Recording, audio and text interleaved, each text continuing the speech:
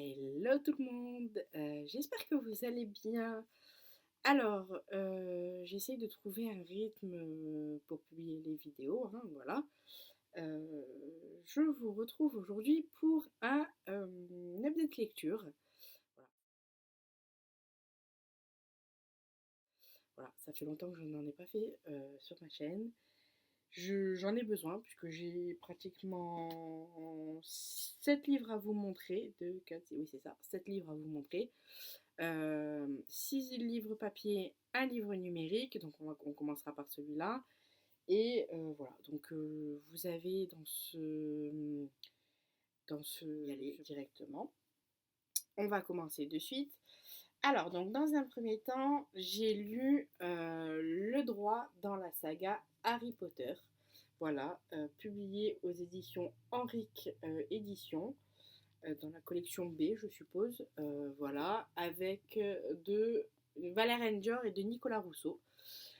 Alors, vous ne le savez pas, mais donc j'ai fait du droit et donc ma deuxième passion, c'est les livres. Et donc, en fait, dans ce livre-là, j'ai combiné toutes mes passions, donc le droit et les livres. Alors, la couverture, elle est juste magnifique. C'est du hardback, donc franchement, elle est top. Voilà. Alors, c'est pas une romance. En fait, plutôt un essai. Euh, Qu'est-ce que ça nous raconte? Si vous voulez, on va prendre donc le droit français.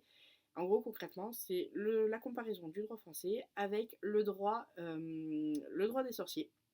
Voilà, le droit des sorciers. Donc pour ceux qui se rêvent sorciers, qui n'ont toujours pas reçu leur lettre de Poudlard. Alors j'essaie de vous le mettre comme ça parce que je suis désolée, je tourne en vidéo artificielle. Voilà, donc là, je ne sais pas si vous voyez, ça se reflète. Le rond, il est juste magnifique. C'est du hardback. Vous voyez, vous avez la quatrième de couverture là. Donc, vous avez des présentations qui sont comme ça. En fait, c'est séparé en parties. Voilà, en parties. Donc là, on a les activités magiques. Donc en fait, ce sont des comparaisons où vous avez, vous voyez, le prologue, juste les dessins, ils sont juste magnifiques. Donc même pour ça, rien que pour ça, je vais les garder. D'autant plus que c'est un cadeau de mon amoureux. Donc du coup, je vais tout garder, hein, voilà, clairement. Celui-là, il me plaît beaucoup. Et donc vous voyez, à la fin du, du livre, vous avez une table des matières, comme si c'était une thèse. Et du coup, le livre est séparé en plusieurs parties. Vous avez la première partie qui est les institutions magiques, donc où là, il y a une comparaison entre nos institutions à nous en France et les institutions du monde magique. Voilà, avec l'organisation administrative, les relations internationales, la justice, etc. La deuxième partie, donc là, vous voyez, la deuxième partie, c'est l'ordre public, donc tout ce qui concerne les lois répressives, le droit pénal, etc. Et la troisième partie, c'est le sport, les activités que les moldus peuvent faire, que les sorciers peuvent faire, pardon.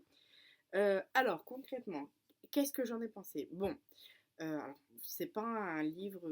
Si vous êtes fan d'Harry Potter et que vous êtes fan du droit, je vous le recommande sans problème.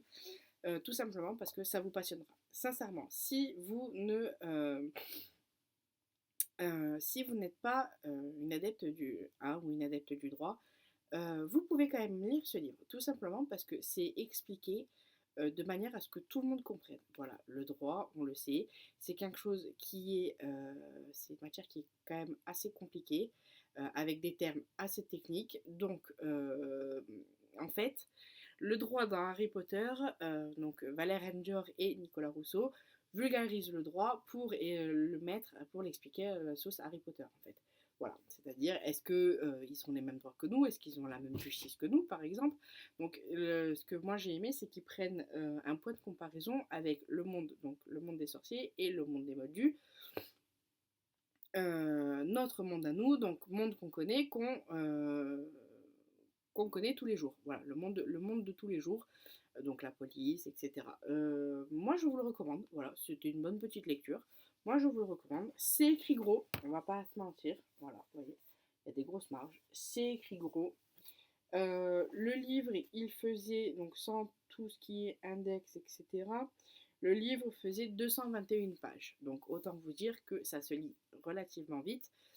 Voilà, il faut vraiment que vous, si vous aimez ces deux matières, si vous voulez être un petit peu curieux, je vous conseille vraiment cette collection.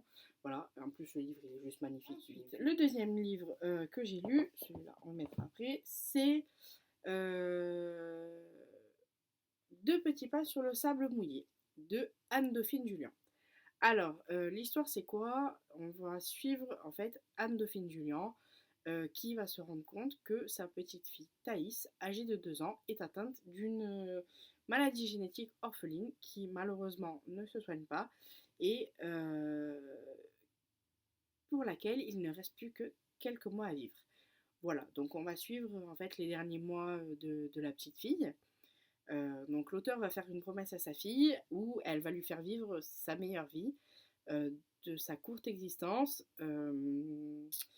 Voilà, c'est... Alors, Deux petits pas sur le sable mouillé.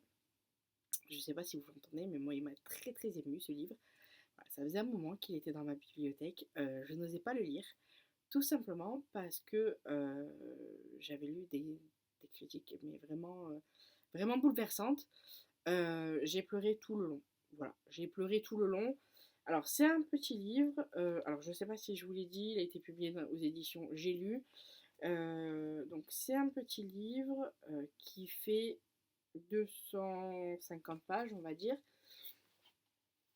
C'est 250 pages d'émotions vraiment intenses. Une fois que j'ai terminé de lire ce livre, je vais être honnête avec vous, j'ai attendu quelques jours avant quand même d'entamer un autre livre, tout simplement parce qu'il m'a bouleversée. Voilà, clairement, je m'en suis pas remise.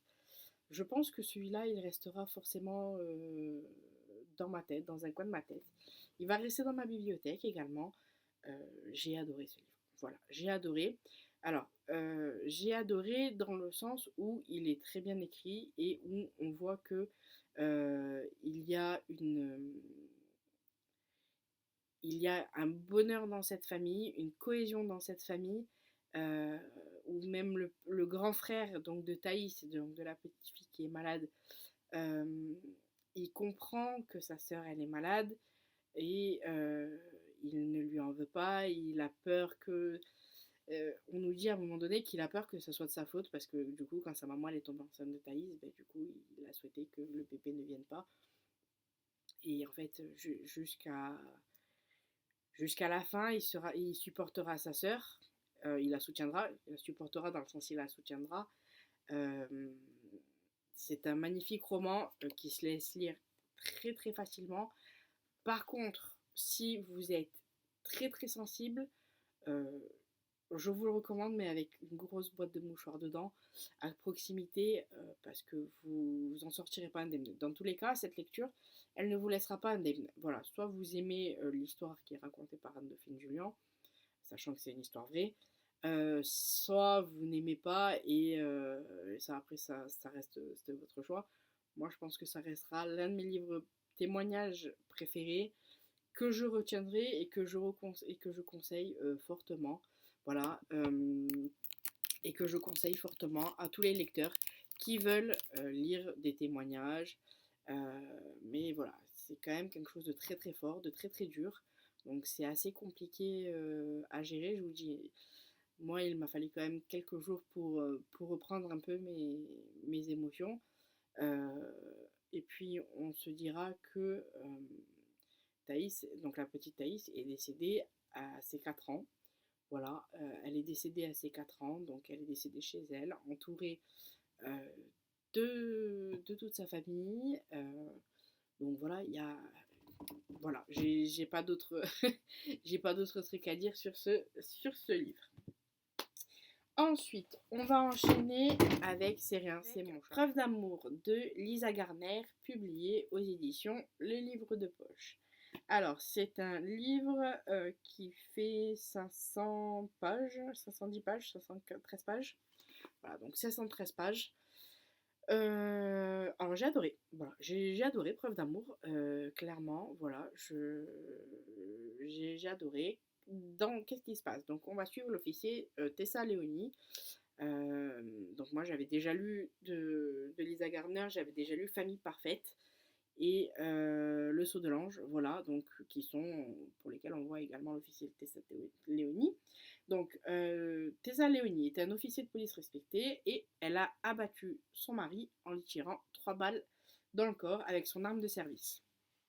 Donc elle ne supportait plus la violence de ce dernier et en fait c'est Didi Warren qui va être chargée de l'enquête. Voilà, on va essayer de comprendre pourquoi cette jeune femme sans souci, sans problème, etc. Eh ben, elle a abattu son mari de sang-froid, voilà.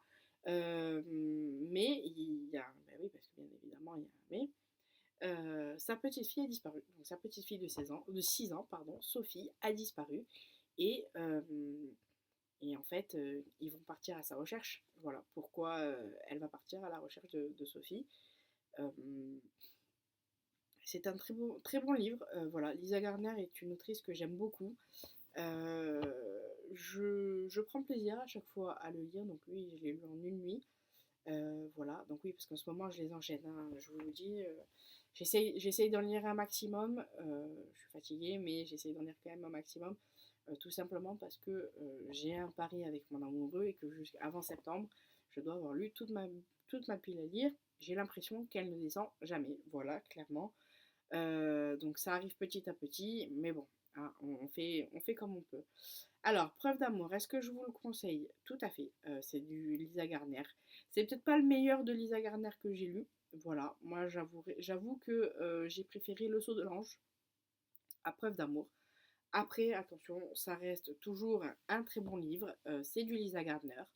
Donc ça se lit facilement, voilà, donc à emporter avec vous dans le sac, sur la plage, quelque part, quand vous voulez.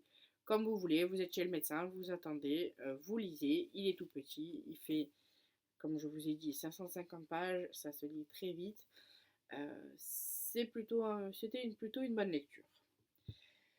Ensuite, du coup, j'ai lu également, donc oui, j'ai oublié de vous le dire en début de vidéo, mais il y a un livre qui va se rajouter puisque j'en ai lu 8 au lieu de 7. Voilà, donc le livre que je vous présente maintenant, donc c'est Le droit d'être libre d'Éric Dupond-Moretti. Je ne l'ai pas en présence, je ne l'ai pas en manuel, tout simplement parce que je l'ai prêté à ma grand-mère qui voulait le lire, donc j'attends qu'elle me le rende. Mais j'ai décidé quand même de faire le test global, donc je vous afficherai une photo, je pense, de ce côté. Alors, le droit d'être libre, c'est quoi? En fait, c'est un dialogue avec un auteur, donc Denis l'a fait, si je ne me trompe pas, et euh, Éric Dupond-Moretti va nous raconter un peu son histoire. Voilà, alors Éric Dupond-Moretti, pour ceux qui ne le situent pas, c'est l'actuel garde des Sceaux, et c'est un brillant avocat surnommé Akitator. Je pense que même si vous ne connaissez pas son prénom, vous avez déjà entendu au moins une fois son surnom. Voilà, donc c'est cet avocat qui était surmédiatisé. Euh, alors, c'est pareil, c'est un témoignage donc de sa vie, etc. Il nous raconte les dessous de la justice, comment ça se passe réellement. Je pense que c'est un très bon témoignage. Bon, moi, on n'est pas une grande fan de Monsieur Dupond-Moretti, je ne pouvais qu'aimer ce livre. Après, c'est pas de la grande littérature non plus, mais c'est toujours intéressant au niveau culture de connaître ce genre de choses, puisque vous pouvez, ou même pour vous, hein, pas forcément besoin d'en parler en société, mais vous pouvez en discuter, et faire comme moi, écrire sur un blog, voilà, vous pouvez, vous le lisez. Après, vous êtes libre de lire ce que vous voulez. Voilà, moi je ne vous donne que mon avis, et j'espère qu'il vous plaît, mon avis. J'espère que cette vidéo vous plaît en attendant. On va passer à la suite. Alors, donc là, je vais vous présenter, donc du coup, euh, la saga des MacGregor. Donc on passe à de la romance. Donc c'est la saga des MacGregor, le volume 2 de Nora Roberts, publié aux éditions Harlequin. Donc c'est un gros roman qui est divisé en 3 histoires. Vous voyez, vous avez les résumés là juste derrière, donc qui est divisé en 3 histoires. Alors ici, qui on va suivre? On va suivre Grant Campbell, donc le frère de Sibyl, si je ne dis pas de bêtises, dans le volume 1. On va suivre l'histoire de Daniel McGregor lui-même, donc Daniel McGregor père, et on va suivre les petites filles de Daniel McGregor qui sont Laura, Gwendoline et Julia, donc qui sont les filles de ses enfants. Alors juste pour rappel, je vous mettrai la vidéo où j'ai chroniqué quelque part si j'y pense au montage. Les McGregor, c'est quoi en fait? C'est une saga donc écrite par Nora Roberts en plusieurs tomes, en 3, 6, 9, en 11 tomes, dans lesquels Nora Roberts nous raconte l'histoire de la famille McGregor. Voilà. Donc ce sont des Écossais qui sont très, très sûrs d'eux, etc. C'est du Nora Roberts, donc déjà, moi j'adore. Voilà, donc de base, c'est clair et net. Ensuite, donc là, ici, on avait, donc dans le volume 1, on suivait les enfants de Daniel McGregor. Donc Serena, Alan et, j'ai oublié le troisième, je suis désolée. Serena, Alan et, voilà, je ne sais plus. Bon, si ça me revient, je vous le dirai. Là, ici, donc comme je vous le disais, on va suivre la sœur de Sibyl, qui est la femme, je crois, de Alan, il me semble, si je dis pas de bêtises. On va suivre l'histoire de Daniel et d'Anna McGregor, et on va suivre l'histoire donc de Laura, Gwendoline et de Julia, donc les enfants de Alan et de Serena, et de le troisième, je ne sais plus comment il s'appelle.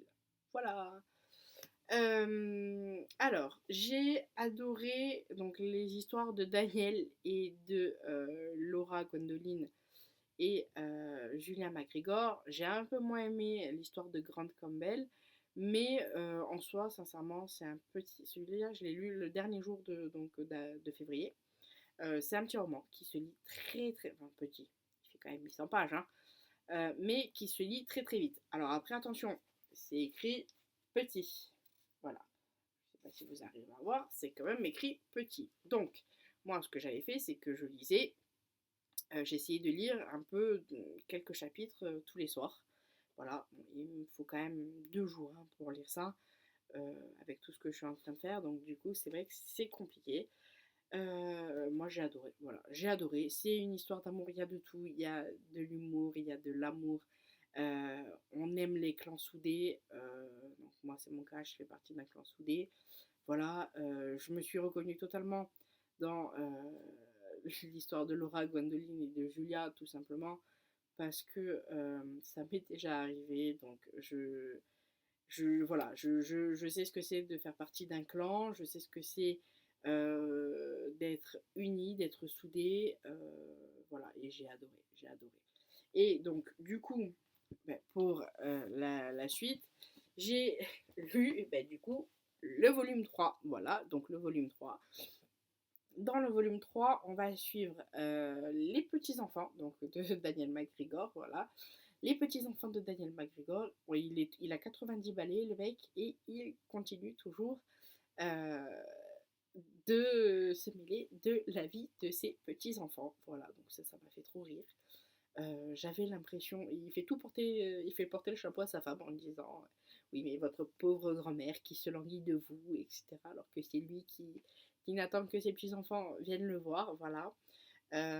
J'adore cette saga, sincèrement, je suis contente parce qu'il n'y a pas de sexe de scène à outrance. Vous pouvez la lire sans problème, voilà. Si vous êtes fan comme moi de romance, vous pouvez y aller sans problème. Donc pareil, il y a encore 800 pages. Je ne sais pas si on trouve les tomes séparés, mais moi je sais que je les avais trouvés les trois là-dedans. Excusez-moi, les trois là-dedans. Je sais que je les avais trouvés tout simplement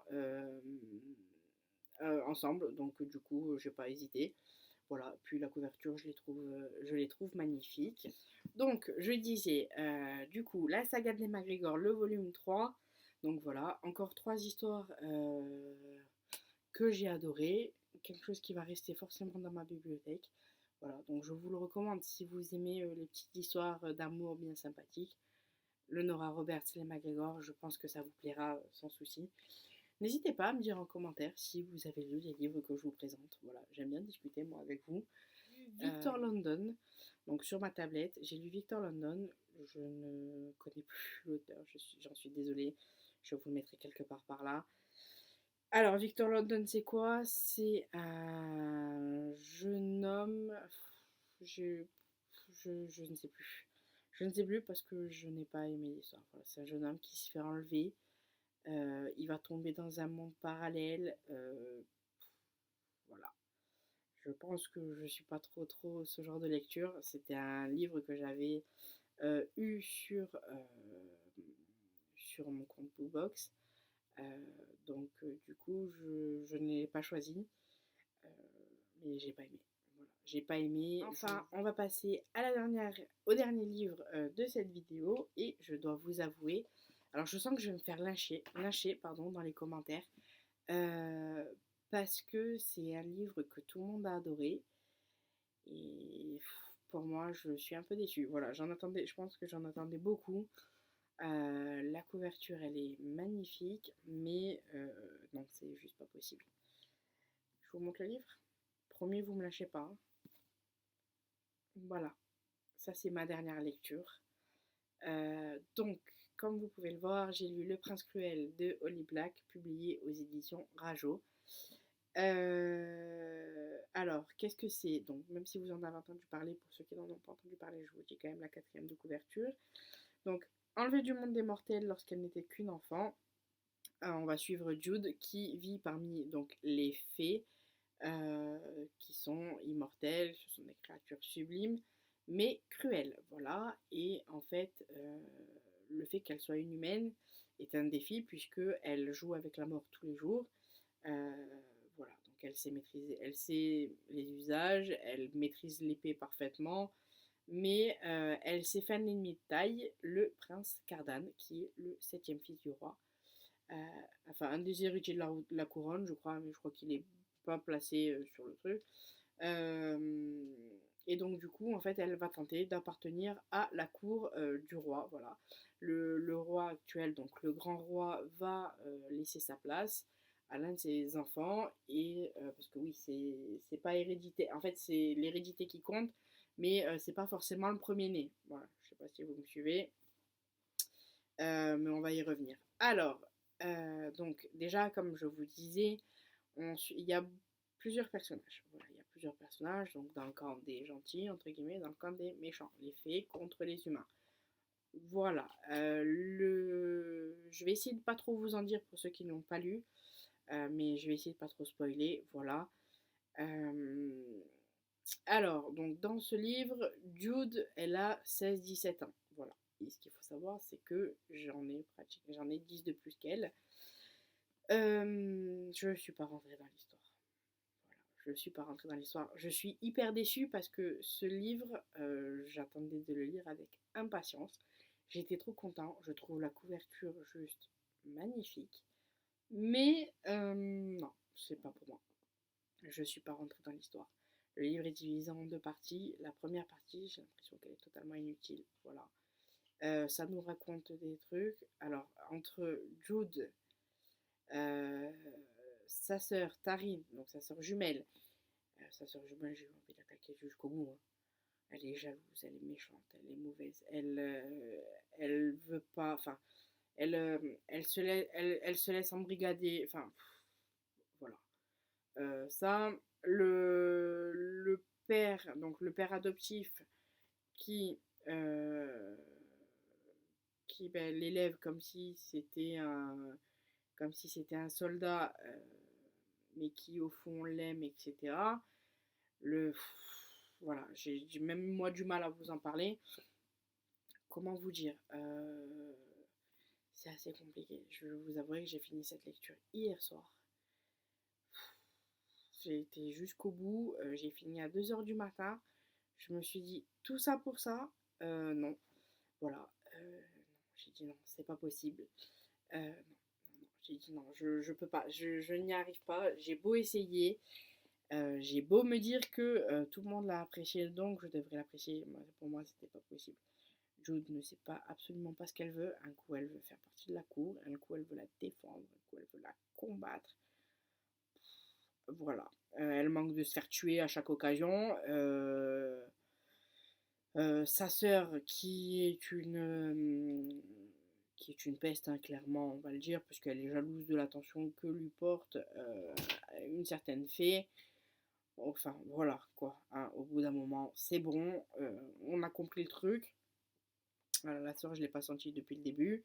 Elle a une autre sœur qui, elle, est tout le cliché de l'homosexuel, donc de l'homosexuel, c'est-à-dire que, enfin, LGBTQ, pardon, ben, c'est-à-dire que on n'en parle pas, elle n'est pas ouvertement homosexuelle, même si il y a des signes qui laissent penser que. Alors attention, qu'on soit bien d'accord. Moi, ça ne me dérange absolument pas. Au contraire, je pense que Viviane, dans ce livre, je pense que ça est resté le personnage que j'ai préféré le plus. Voilà. Clairement, de loin, c'est celle qui dit tout ce qu'elle pense et qui se fout de ce que les autres pensent. Voilà, clairement, ça a été mon personnage préféré. Euh, Cardan qui souffle le chaud et le froid lui aussi, qui sait pas où il a mal. C'est-à-dire que il va vous regarder, il va vous dire j'ai envie que tu meurs, j'ai envie que tu souffres.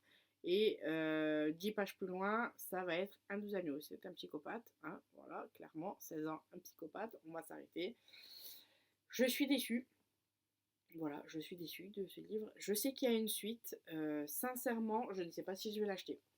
Je vais voir avec ma bibliothèque s'ils l'ont, mais je ne sais pas si je vais l'acheter tout simplement parce que non, j'ai pas aimé. Et puis 18,90 € pour un livre que je n'ai pas kiffé, ça me fait mal. Ça me fait très mal. Donc voilà. Donc, s'il vous plaît, ne me lâchez pas en commentaire. Je sais que beaucoup adorent. Moi, malheureusement, ça n'a pas été mon cas. Moi, malheureusement, ça n'a pas été mon cas. Et j'en suis la première déçue, hein, croyez bien. Mais bon, un livre ne peut pas forcément plaire à tout le monde. Voilà. Après, en soi, ce livre-là, il n'est pas si nul que ça, puisqu'il y a quand même un twist qui arrive peut-être un peu tard à mon sens. Voilà. Un plot twist plutôt, qui arrive vraiment très tard à mon sens, puisque dans les dernières pages, hein, du bouquin, mais que je n'avais pas vu venir. Pour le coup, voilà. Donc ça, je ne l'ai pas vu venir, ça j'ai plutôt aimé.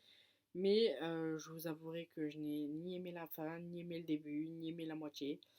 Enfin, bref, j'ai aimé que quelques pages sur la totalité qui est de 531 pages, quoi. Voilà, quelques pages sur 531, ça fait pas énorme. Je reste dépitée par rapport à ce livre-là. Je suis un petit peu déçue, tout simplement, parce que bah, je m'attendais à autre chose, en fait. Voilà, je m'attendais à autre chose. Toutes les revues que j'avais vues on n'en disait que du bien, et en fait, c'était trop long pour moi. J'ai été jusqu'au bout parce que je devais aller jusqu'au bout. Je voulais savoir ce qui se passait.